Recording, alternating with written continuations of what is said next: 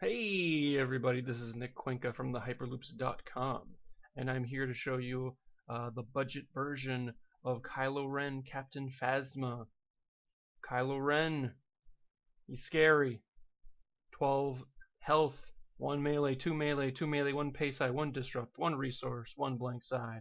After you activate this character, you may choose a color, blue, red, yellow, or gray. That's right, gray's included. Then reveal a random card in an opponent's hand. If that card matches the chosen color, deal 2 damage to a character. So, first action, you roll them in. Guess right, 2 damage. Boom. Opponent couldn't do anything about that. Card, very, very powerful. It makes monocolor decks much worse, and it is a great, the character combo from the 2-player starters, fantastic for a budget build. And Captain Phasma, my goodness, only 913 for cost. Look at that cost. God, and it's 10 health, 1 range, 2 range, 1 focus, 1 resource, a special, and a blank. And the special says deal 2 damage to a character or 3 damage instead if that character has 6 or more damage on it. So, potentially 3 damage. 3 damage side, 2 damage side. My god, that's insane. I don't even know how the sizing works. I don't even know. I thought I was getting a hang of it, but I guess not. But yeah, she's good. She's a good companion to Kylo Ren. I think that in the perfect world you'd have a non-mixed damage situation in this deck, but if you're on a budget, these characters are both powerful, can both win you the game. And our battlefield, a dummy battlefield. Basically, one of the other considerations that you could play is Emperor's Throne Room for your Captain Phasma, because I don't think there are a lot of decks right now, especially locally meta-wise, that are playing Emperor's Throne Room. The issue with Emperor's Throne Room is obviously when people are playing, when Poemaz is being played. I also think that there are a lot of the Emperor's Throne Rooms that were running Holocrons, and I think Holocrons are much worse right now. But let's get deeper into the card selection. And here is some disruption, mitigation, rend, very powerful, gets you a lot of mileage. It's a common, cheap. You can blow up their force speed, their $40 cards, get taken down by your 5-cent cards. Gotta love it. Isolation is a great card. The issue is being, and actually there's a companion article that goes with this video. You can check it in the description below. And it's spot blue. Issue being, Kylo Ren is definitely the guy that's going to die first between the 2 characters. His ability is just nuts. So I wouldn't fault you for playing 2 of these. By all means, if you don't like another card, it's not testing well, put the second one in. But right now it's a one of. It's not great against a lot of decks who are like 3-character decks. It's really good against like the heavy dice decks like Big Vader and Poemaz. But aside from that, it's it's a solid piece of mitigation, but it does come with the drawback of being a spot blue. Doubt, great card. I came around to it. You just have to, whenever they get their best side, use it. Sometimes you'll get there again. Sometimes you'll save damage. Sometimes you'll just save 3 damage. Great card. So Probe is an interesting card in this deck because, and Probe says for people who haven't played this card, Probe, look at 2 random cards in an opponent's hand and discard any of those cards that were events. So I think right now the way I've been building my decks is they've been very event heavy. And if you even catch 1 card with this, it's still fine because you see another card and guess what? That's info for Kylo Ren. And then you'll know a color. So that's really helpful versus 2 and 3 color decks. Logistics, fantastic card. Just gives you an extra resource. You're going to be going late with Phasma, so the spot isn't that big of an issue. And I feel pretty good about it if my opponents are targeting my Phasma first. So it's a small price to pay. And Rage, 1 damage to a blue character, gain a resource. So yeah, we are doing damage to Kylo. This is a card that maybe shouldn't be in the deck, but I think it's good enough. Being able to play a 3 on turn 1, super great. We'll show those upgrades very soon. Force Illusion. So this is sort of in the mitigation. It's weird. It's like an upgrade that's also a kind of mitigation. It's just a fantastic rate for what you're doing. This deck is more aggressive than the budget hero version. There's going to be a link in the article to that one as well. That's the Poe Ray. And also on this channel, there's a different video about that deck too. And yeah, you just catch at least 3. It's really good against like modifiers like 3 or 4s. When you do take 4 damage, it's fantastic. There's not a ton of upgrades, so the fact that it's an upgrade isn't that big of a deal in this deck. Fantastic card, just a rare, very affordable. Okay, so here are the fun cards in this deck.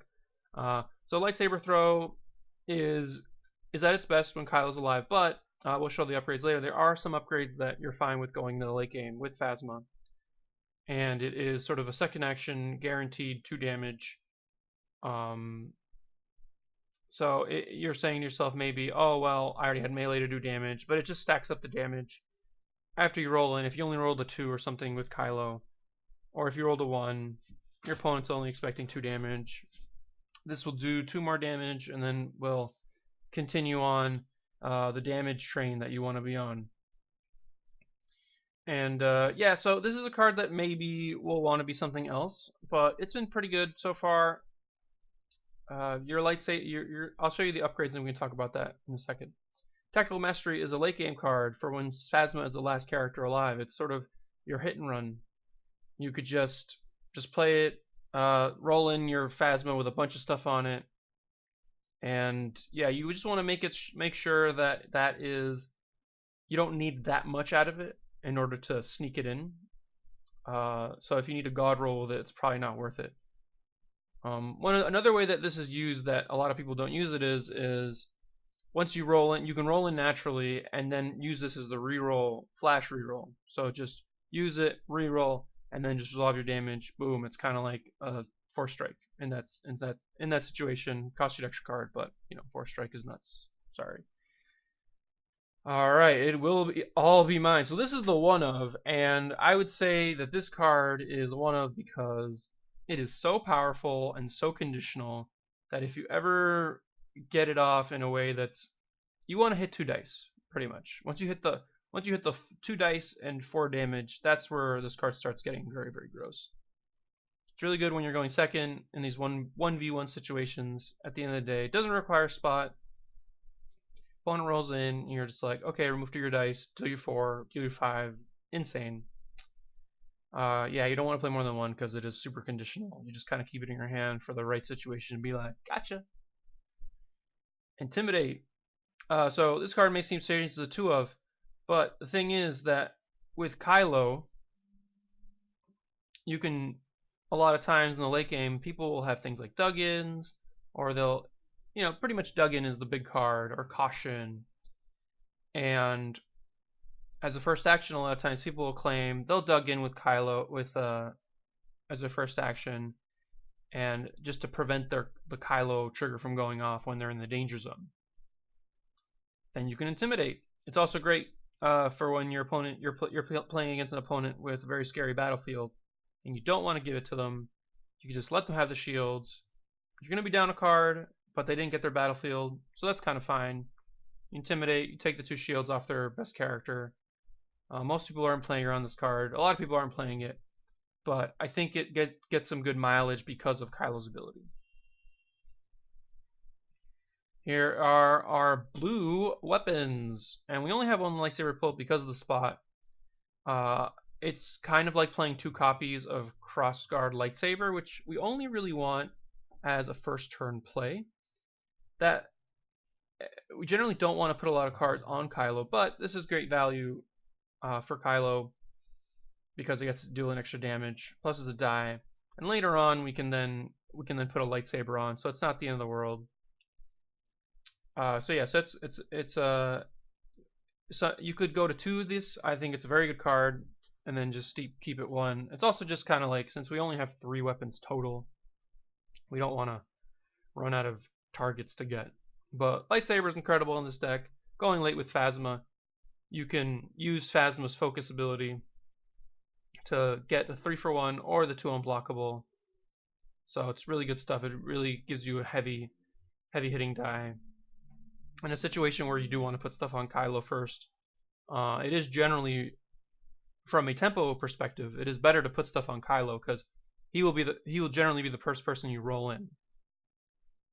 And so if you know you can plan to put a lightsaber over it to move it over to Phasma, then that is a good place to be. But just remember that sometimes it sucks because they just kill it and you lose the resources that you spent on your previous upgrades, like crossguard lightsaber, which does not have redeploy. All right, and finally our upgrades, which are important to our deck, very very important. So the F11D rifle is for the late game with Phasma because it's not great early because it only pairs with two sides of Phasma's die. The modifiers do, and the 2-for-1 is not something you want to be paying early. One resource is obviously good, and the special's fine when you play it early. It's they generally will put it on their least important character, but that matters going late anyways. But yeah, so this is a situation where like if you put a Lure of Power on Kylo, which flavor-wise is definitely a win, but it might not be the best thing to do. But if you did do that, and then you can override it with F11D before it dies, then you pretty much get a free thing for Phasma going late. And Captain Phasma's blaster. I think in a perfect world, your late game is going to look like one Captain Phasma's blaster,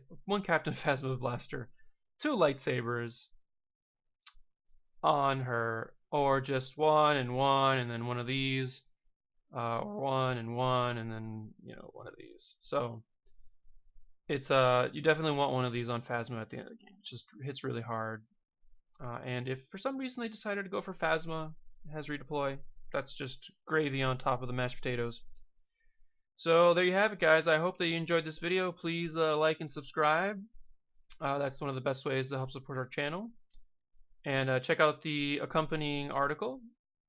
And as always, may you always, always, always guess correctly with Kylo's ability, because that is just sauce, just total sauce. Peace.